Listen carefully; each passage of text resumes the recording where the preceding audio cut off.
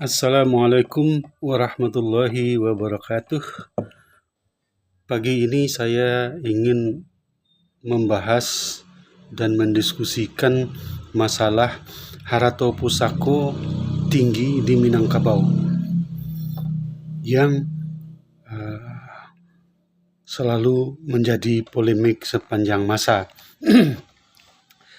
Masyarakat Minangkabau mempraktekkan sistem hukum waris menurut adat matrilineal, yaitu harta pusako turun melalui garis ibu, ya, dari mama kepada keponakan, bukan dari ayah kepada anak. Praktek ini dianggap sah menurut hukum adat, tapi berbeda dengan hukum waris Islam.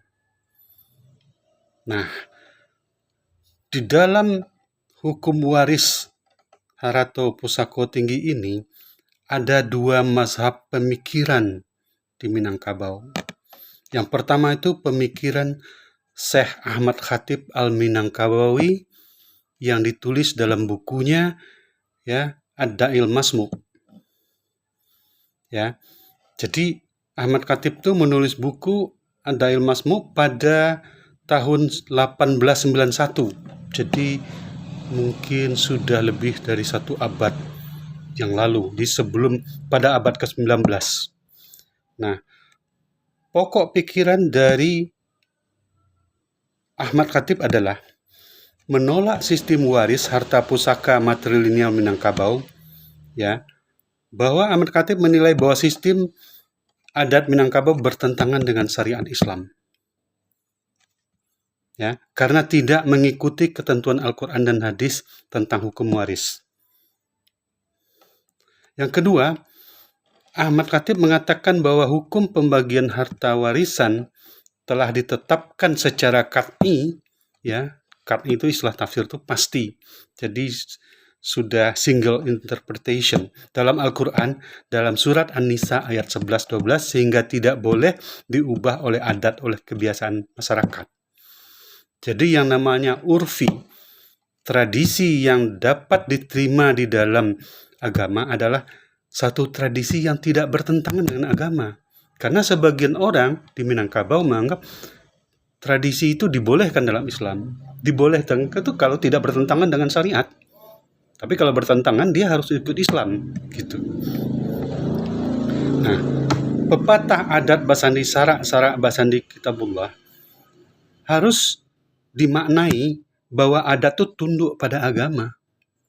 Bukan adat itu disesuaikan, dicari-cari alasannya supaya cocok dengan agama. Itu bukan begitu maksudnya. Jadi Ahmad Khatib menganggap sistem matrilineal sebagai peninggalan jahiliyah. Dia menganggap bahwa sistem waris adat Minangkabau itu tidak cocok dengan Islam.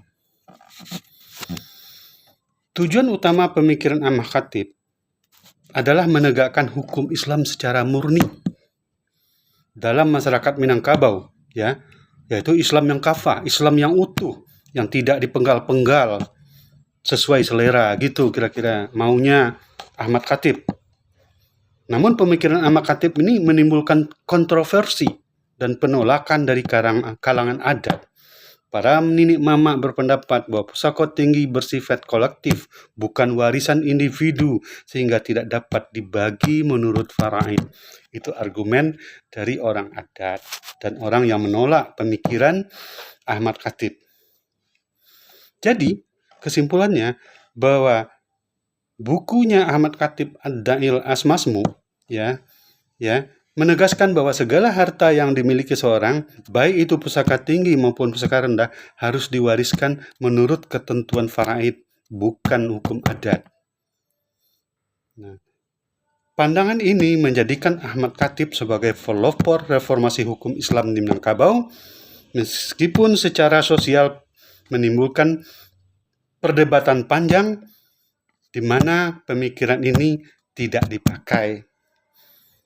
Di Minangkabau, Ahmad Khatib sangat terkenal. Bahkan Masjid Raya Padang dinamakan Masjid Al-Minangkabawi, tapi pemikirannya nggak dipakai, namanya aja. Oke, sekarang kita membahas pemikiran Haji Abdul Karim Amrullah, ayahnya Buya Hamka, tentang Harato Pusako Tinggi di Minangkabau, yang menurut bukunya Sendi Aman Tiang Selamat yang ditulis pada tahun 1930-an. Pandangan Haji Rasul, Haji Abdul Karim Amrullah tentang Harato Pusako Tinggi di Minangkabau memang memiliki nuansa yang lebih moderat dibanding gurunya, Syekh Ahmad Khatib Al-Minangkabawi. Berikut penjelasan ringkas ya berdasarkan buku Sendi Aman Tiang Selamat.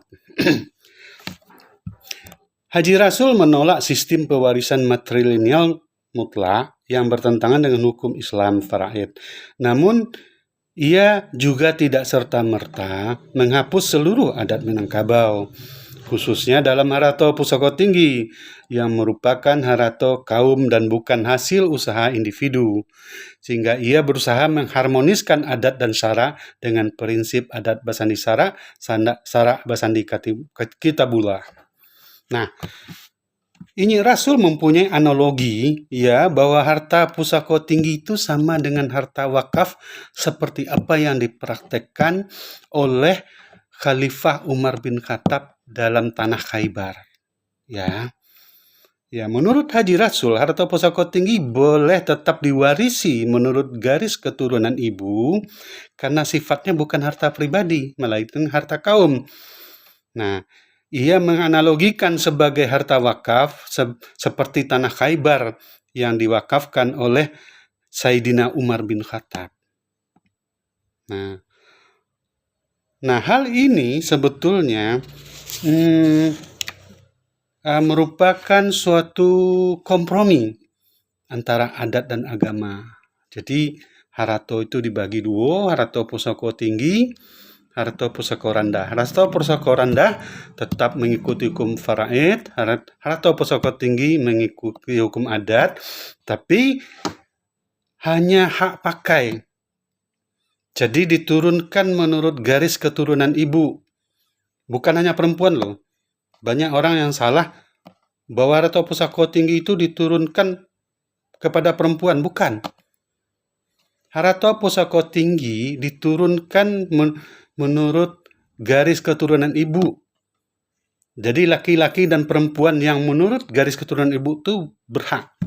Hanya saja dalam prakteknya lebih dominan perempuan.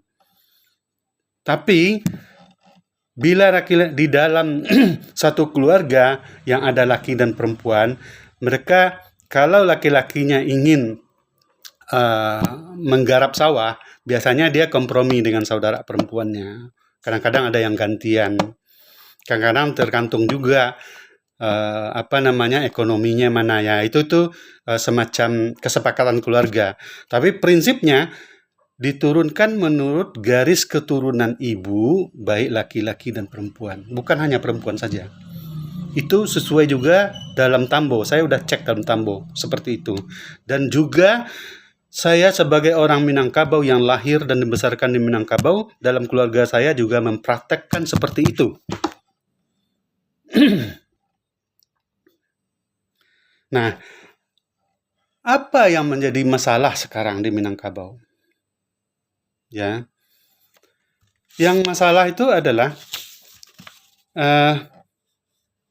banyak orang tidak mengikuti pemikiran Rasul ini secara utuh.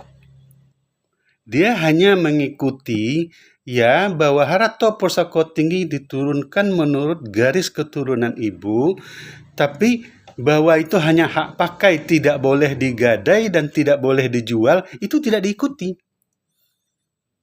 Dan apa yang terjadi saat ini? Oke, kita lihat secara kronologis ya. Pada tahun 1952 ada Kongres Nini Mama Alim Ulama Cadi Pandai di Bukit Tinggi. Dan itu dihadiri oleh Haji Agus Salim, Buya Hamka, dan orang-orang yang punya otoritas lah di dalam itu. Dan mereka mensepakati di situ bahwa harato pusako tinggi berlaku hukum adat. Ya. menurut garis keturunan ibu. Garis keturunan ibu ya, bukan diwariskan kepada perempuan. Nah, statusnya hanya hak kelola. Tidak boleh dijual, tidak boleh digadaikan. Nah, harato pencarian atau disebut juga harato pusakoranda itu diwariskan menurut hukum Islam, yaitu hukum faraid. Nah, dalam seminar atau kongres 1952 di Bukit Tinggi ini dikukuhkan lagi pada tahun 1968 ada seminar hukum adat Minangkabau di Padang. Tahun 68 menggali hukum adat Minangkabau dalam rangka pembangunan daerah dan pembangunan nasional. Ya, sehingga hal ini diikuti oleh hakim, sehingga dalam pengadilan negeri akan berlaku hukum ini. Terus bagaimana fakta yang ada sekarang?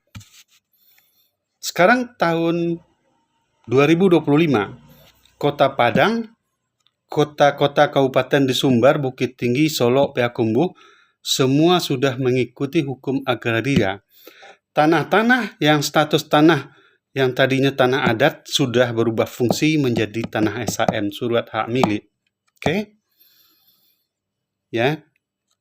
Dan konversi tanah adat menjadi SHM, hak milik ini terjadi sebagian kecil juga di negari-negari ya yang tidak hanya di kota besar, seperti misalnya di kampung saya Sanyang Baka, antara Sanyang Baka Josumani yang dulu jalannya itu semua sawah, sekarang sudah penuh dengan daerah pemukiman.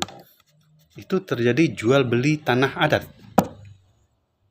yang notabene tidak boleh menurut hukum adat itu sendiri. Nah, jadi kalau kita lihat dari tahun 50-an sampai 25 kan sudah 75 tahun secara bertahap dan pasti telah terjadi konversi tanah harato pusako tinggi menjadi SHM di Minangkabau secara ilegal menurut hukum Islam. Karena dalam prakteknya ya apa yang disampaikan oleh Inyi Rasul tadi ya itu hak kelola, tidak boleh dijual dan tidak boleh digadai. Terus bagaimana sekarang? Jadi orang Minangkabau sekarang maju kena, mundur kena. Hukum adat yang mengikuti pemikiran Inyi Rasul ini hanya bisa secara praktis diterapkan kalau orang Minangkabau mau jadi suku Badui. Kenapa saya bilang suku Badui? Karena suku Badui tidak berinteraksi dengan luar. Jika orang Minangkabau berinteraksi dengan orang luar, bahwa tanah ini adalah aset di dalam suatu kegiatan ekonomi. Nah, bagaimana aset tanah adat yang tidak boleh dijual, tidak boleh digadai? Berarti kita stagnan. Nah, apakah orang Minangkabau konsisten dengan hukum Inyi Rasul? Tidak. Iwan dinyo laluan Jawa. Jadi, orang Minangkabau saat ini tidak mengikuti hukum Islam secara utuh. Hati-hati itu. Makanya, orang-orang ahli agama di Minangkabau, cobalah survei bagaimana kenyataan praktek hukum adat di Minang, dan bandingkan dengan pemikiran Inyi Rasul sama atau enggak. Dan menurut penelitian saya, pengamatan saya, tidak. Tapi saya bisa salah. Anda cek. Ini adalah sebuah renungan bagi orang Minangkabau yang peduli dengan agama. Yang peduli dengan, jadi jangan cuman ngomong, oh adat basandi sarak basandi kitabullah, tapi ada orang yang melanggar aturan, tidak diketahui atau tidak mau tahu. Atau kita orang Minangkabau sudah mati rasa dengan hukum agama? Silahkan Anda renungkan. Sekian, terima kasih. Kalau ada kata dan salah, mohon maaf, mohon dikoreksi, mohon didiskusikan. dan saya terbuka untuk berdiskusi masalah ini karena ini adalah masalah serius di dalam Harato Pusako Tinggi di Minangkabau. Wassalamualaikum warahmatullahi wabarakatuh.